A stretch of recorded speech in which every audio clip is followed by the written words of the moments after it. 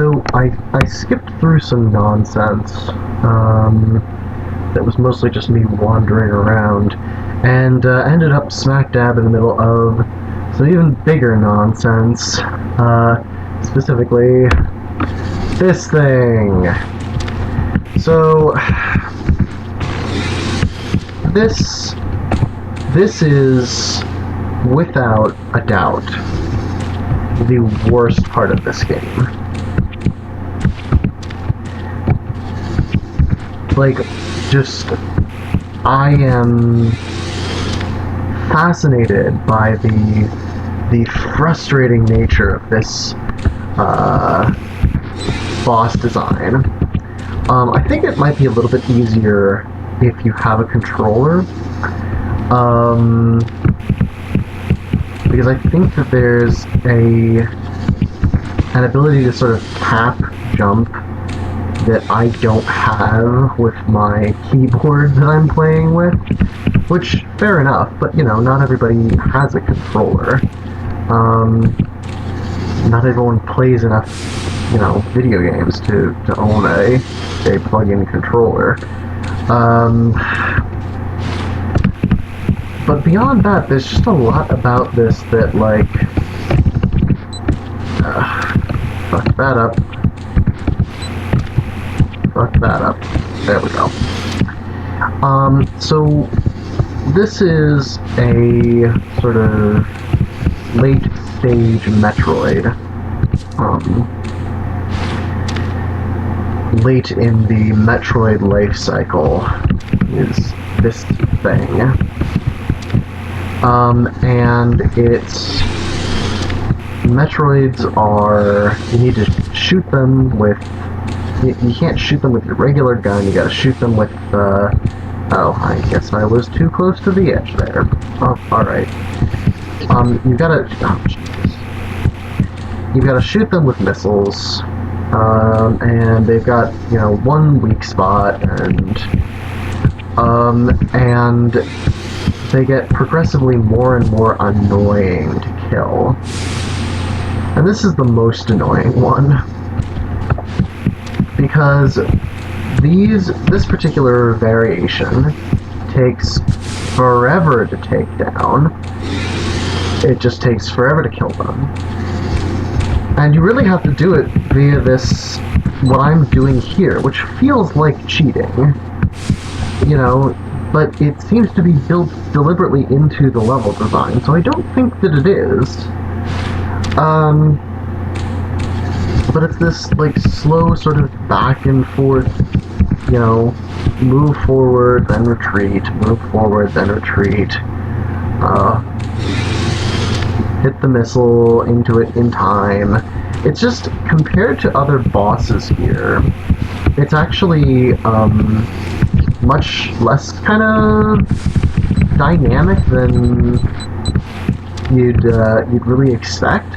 And really frustratingly, this particular one comes at a point where there's no save stations before it shows up.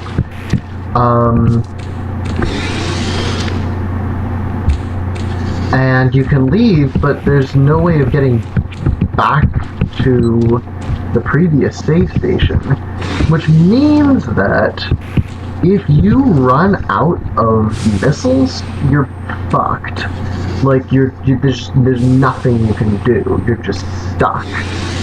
Slowly, like, there's nothing you can do. You just gotta run head first into the fucking thing and just let it kill you. It's awful. I did that like 10 times. It was just the worst. Just the absolute worst. Anyway, I'm gonna switch to super missiles here because I avoided them before because of that. Because I still didn't quite have the timing down right. Apparently I still don't. Because it's such a, like, tiny window you gotta kind of hit. My issue with this is not that it's hard, because it's not really. It's mostly, like, it's primarily tedious, not difficult. It's kind of, I would describe this as a kind of false difficulty, honestly. Like, because it's not really difficult in the sense of you having to memorize a whole lot of action patterns, because, like, the best Jesus Christ. Because the best strategy is to just avoid it altogether, unless that fucking thing that just happened happens. The best way of dealing with it is to literally just hide over here while it stomps around, and then wait till it turns around and does that a couple times, and then, you know, run back. And hope that you hit it once or twice. Usually once. Hope that you hit it at least once. And just do that for, I guess we'll find out how long it takes. Too long. Excessively long. Oops.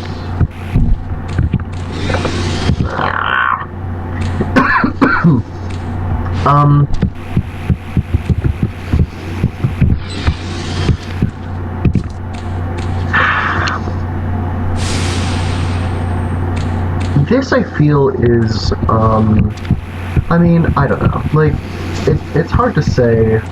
Like, I don't want to put words in people's mouths as to whether this constitutes sort of difficulty or not. But, you know, this is a classic game, right? This is part of the Pantheon, or whatever. And this is an example of a moment where it feels like a classic game.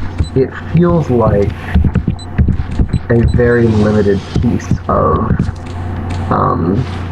media. Like, there's a clear flaw in the design here, in that this isn't actually really engaging in any kind of way, except that it engages your ability to put up with sort of tedium. And unlike other examples of that I've cited, unlike, say, Seeking the Name, which I am still doing, and I mean, I don't know if I'm going to write about that. I am, in fact, seeking the name now, as per my assurance that I would be, back in that article that I wrote on Fallen London. I am doing that. I'm not sure how far I'm going to go with it. I honestly don't know. On the one hand, like, I don't necessarily want to trash my entire character. On the other hand, I do want to trash my entire character. So, like, I don't know. It's weird. But, like, there's a level of mania to that, which I find really compelling. It's a level of mania that has a kind of, even though it's obviously in this highly sort of fictionalized horror fantasy setting, the tedium of that is really quite compelling. Because it's a tedium that is, oh Jesus. It's a tedium that is sort of based entirely around doing stupid acts that are frustrating to experience for no real gain other than the pure sort of like it's almost like a kind of hedonism, I think. This the drive to sort of self-destruct in so spectacular a fashion. Like, not that long ago, I actually ended up so there was a particular option that I knew would cut my watchful stat, which is my main stat. It's like what my identity in the game is constructed around. Well, actually, there's two things like this. I'm referred to as, my title in the game is correspondent. I'm a scholar of the correspondence, the language of stars, and that is my title in the game, and that's sort of what I built my identity around. And I actually deliberately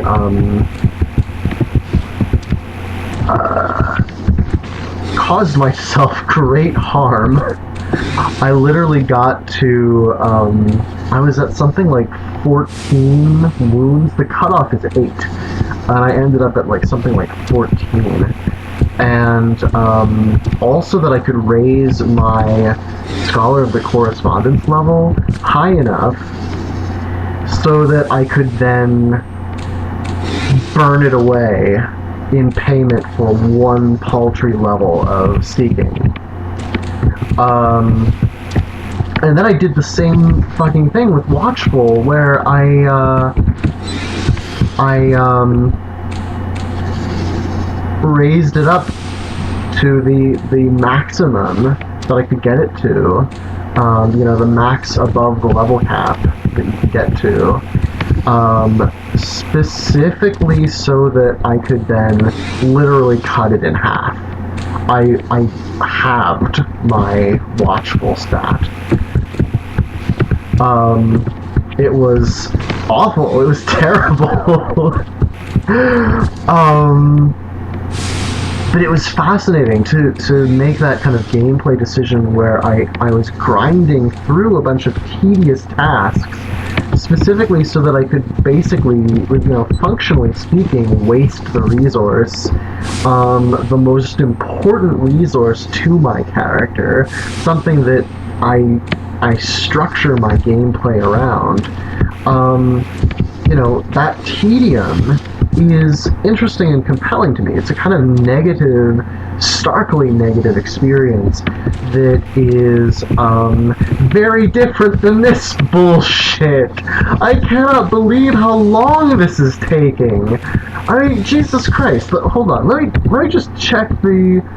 This has been 12 minutes. This has been 12 minutes of me just slowly chipping away at the health of this thing. And there's no reason for it. So this is something that I feel like this is an area where I think the classic nature of the game becomes something kind of interesting to talk about, because this is I would describe this as a game flaw. It's a negative experience that you're not really having for any particular reason or point. It's sort of purely there seemingly because I don't know. Like, I don't know if this was this arduous in the original game. I'm sure it's slightly less arduous if you're using a controller rather than a keyboard, but probably not by very much. And it feels like this is the kind of thing that people talk about when they talk about these epically challenging video games of yore. To me, like, not necessarily. Like, there are other elements of this game that are certainly challenging and interesting and compelling for their challenge. And I'm not gonna try to sort of Oh no! Oh no! No! Oh god! I can't believe I just did that. Oh. Oh no. Oh no. Oh god.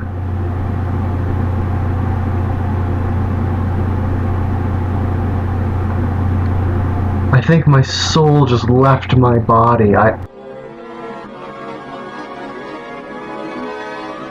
Oh, Jesus. What? So, you know, I've used up half my missiles now, all of my super missiles, and... oh, God.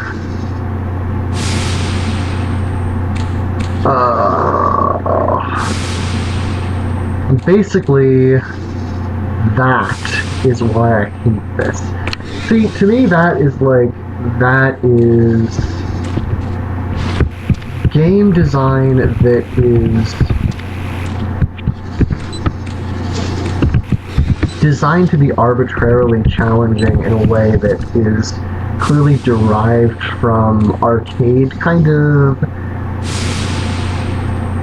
yeah, kind of like the remnants. For all that this game, you know, dispenses with a lot of that bullshit, this feels like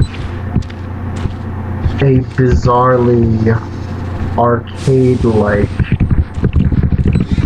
punishing system. Yeah, I'm just gonna die. Because there's no... well, actually, let me show you here. Because there's no way to actually get back... we've got this sort of lava chamber here, and,